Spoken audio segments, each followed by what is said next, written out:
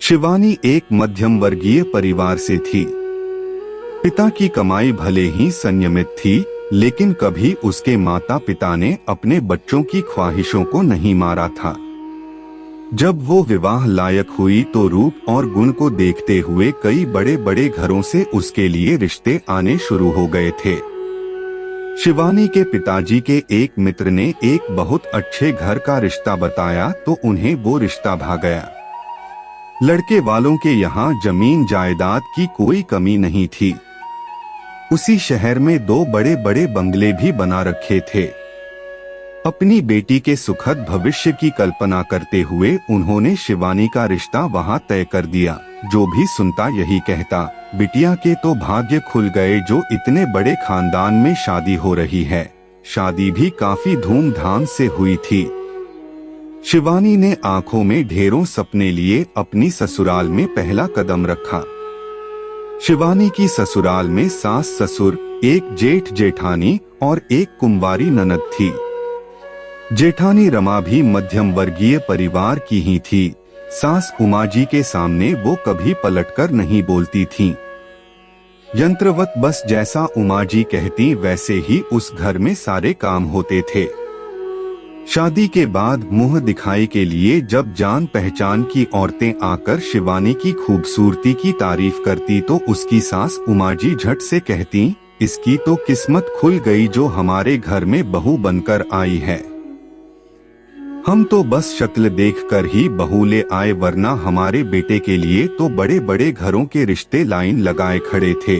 पहले कुछ दिनों तक तो घर के कामों के लिए एक काम वाली बाई रखी हुई थी, लेकिन कुछ दिनों बाद ही उसकी छुट्टी कर दी गई। अब दोनों बहुएं ही घर के सारे काम करती थीं। सुबह 5 बजे से उठकर दोनों बहुएं रात तक काम में लगी रहती, फिर भी यही सुनने को मिलता था कि हमारे घर जैसा सुख मायके में कहाँ देखा होगा। एक दिन पता चला कि शिवानी की जेठानी गर्भवती है। घर में सब खुश तो बहुत थे, लेकिन जेठानी की दिनचर्या में कोई फर्क नहीं आया। सुबह उठने में भी यदि थोड़ी देर हो जाती तो उमा जी 10 बातें सुनाती थी। एक रोज रसोई में काम करते हुए शिवानी ने देखा कि रमा कुछ उदास है तो उसने पूछ लिया, क्या हुआ भाभी, आपकी तबीयत ठीक नहीं है क्या? शिवानी, वो इन दिनों कुछ अच्छा नहीं लगता, सब्जी रोटी भी नहीं भाती, कुछ मीठा खाने को मन कर रहा है। माँ के हाथों का मूंग दाल का हलवा आज बहुत याद आ रहा है, रमा सकुचाते हुए बोली। अरे तो इसमें क्या बड़ी बात है भाभी, मैं अभी बना देती हूँ, शिवानी चहकते हुए बोली। नहीं नहीं शिवानी, इस घर में औरतों के लिए अलग से कुछ नहीं बनता, सासू माँ गुस्सा हो जाएंगी, रमा बोली।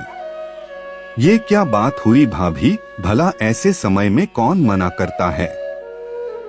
जब हमारे पड़ोस वाली भाभी प्रेग्नेंट थीं, तो मेरी मम्मी भी उनके लिए कुछ कुछ बना कर देती थीं, फिर मम्मी जी भला अपनी बहू के लिए क्यों मना करेंगी? शिवानी ने आश्चर्य से कहा और बिना आगे कुछ सुने कड़ाही चढ़ा दी। जैसे ही रसोई में घी की खुशबू फैली, उमा जी पारा चढ़ गया। रसोई में आकर जोर से बोली, ये घी क्यों चढ़ाया है?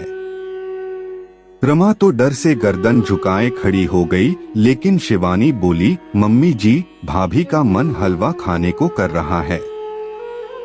इतना सुनते ही कड़कते हुए उमा जी बोली, छोटी बहू, औरतों को अपनी जुबान काबू में रखनी चाहिए। हमारे घर में औरतों के लिए अलग से कुछ नहीं बनता, लेकिन मम्मी जी, भाभी गर्भवती हैं और इस समय तो क्या बैठे बैठे तुम लोगों को इतना कुछ मिल रहा है, वो कम है क्या? बाप के घर में कभी कुछ देखा नहीं और यहाँ आकर नखरे दिखा रही हो। सास की बात सुनकर शिवानी हैरान थी। माफ कीजिए मम्मी जी, हमारे मायके में भले यहाँ की तरह बड़ा बंगाल गाड़ी नहीं है, लेकिन हमारे माता पिता ने कभी हमारा मन नहीं मारा, आपकी तरह खाने पीने पर कभी रोक नहीं लगाई। ये घर भले ही बड़ा है, लेकिन यहाँ के लोगों की सोच बहुत छोटी है। हमारे यहाँ तो पड़ोसी भी इस अवस्था में एक दूसरे की पसंद नापसंद का ध्यान रखते हैं, लेकिन यहाँ घर की बहुएं भी अपनी इच्छा से कुछ खा नहीं सकती। यहाँ अपने से छोटे घर की बहुएं सिर्फ इसलिए लाई जाती हैं ताकि मुफ्त में आपको नौकरानी मिल जाए और आपके आगे मुंह भी ना खोले। लेकिन मम्मी जी, हमारा घर छोटा सही, लेकिन हमारा दिल आपके जितना छोटा नहीं है। लेकिन एक बात याद रखिए मम्मी जी, जिस तरह हम इस घर की बहुएं हैं, आप भी इस घर की बहू ही थीं। लगता है आपने अपने मायके में हमेशा यही भेदभाव देखा है जो आप हमारे साथ कर रही है। उनकी बहस सुनकर घर के पुरुष भी वहां आ गए। रमा के पति ने जब ये सब सुना कि उसकी पत्नी के हलवा खाने की इच्छा पर इतना बवाल हुआ तो शर्म से उसकी गर्दन नीचे हो गई। अपनी माँ को उसने साफ शब्दों में कह दिया, माँ, हम इतना कमाते हैं, लेकिन यदि हमारी पत्नी छोटी छोटी इच्छाओं को मारती रहती है तो हमारी कमाई पर धिक्कार है।